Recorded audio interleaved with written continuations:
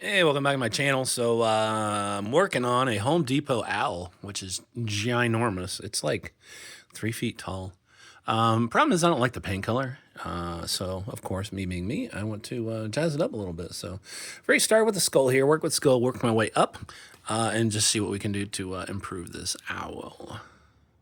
All right, here's the damage so far using just white as a brush, dry brush. So I did darken this up a little bit. I darkened it with some brown oxide and some black to give it some tone. And obviously this is white with some dry brush black on it. A lot of white on here with the dry brush. And then I went orange up top, not done yet.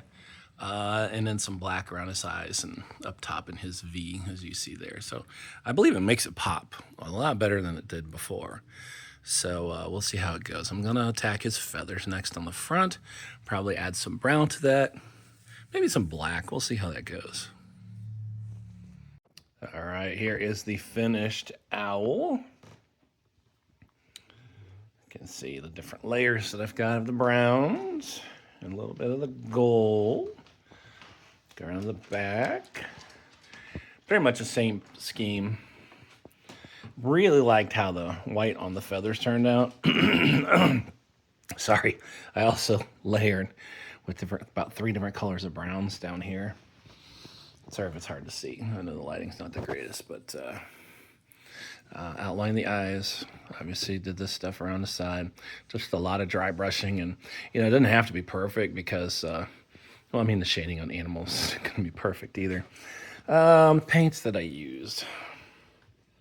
Golden Sunset, obviously white and black. Yellow Flame, the yellow flame is yellow highlights. That Golden Sunset was that chest piece right there. Probably could use it up here too, but I like seeing the yellow come through.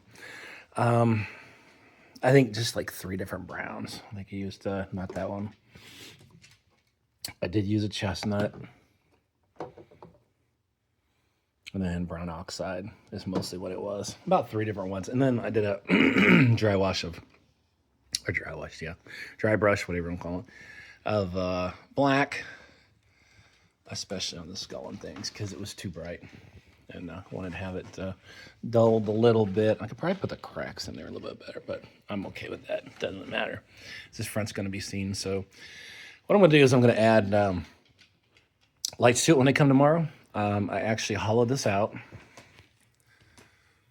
I mean, just the top part here. It was already hollowed, so it has a base, 2 of them. You undo this one, and it's just the components to run the eyes, which is, I mean, not great. And underneath, there's a heavy weight that you can take that out. And then with my big ape arms, I reached all the way through and then put a light bulb in here. But it's just a plain light bulb. I didn't care for it. So I'm getting one of the flame ones. And we'll put that in there, and I actually have red lights that are going to go at the base, and they will look really cool. I just hope they'll come through the paint layers. I think they will, but we'll just find out here soon enough. So I'll have one more section of this video, and we'll see how it all turns out. All right, here's my final owl. Much, much better than it was originally. So I kept the lights in the eyes. I wasn't going to have them, but then decided I'll keep them, and I was able to.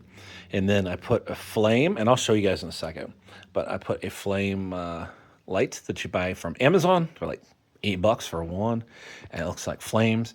And so this one flickers really nicely. And then the skull down below, you can see that there's red coming out. I might actually scratch it up a little more, so that way I can see more red, but I really like it now. So there it is, step back. I just think it looks awesome. So with the lights back on, it looks, there you go. There's the orange teal to it.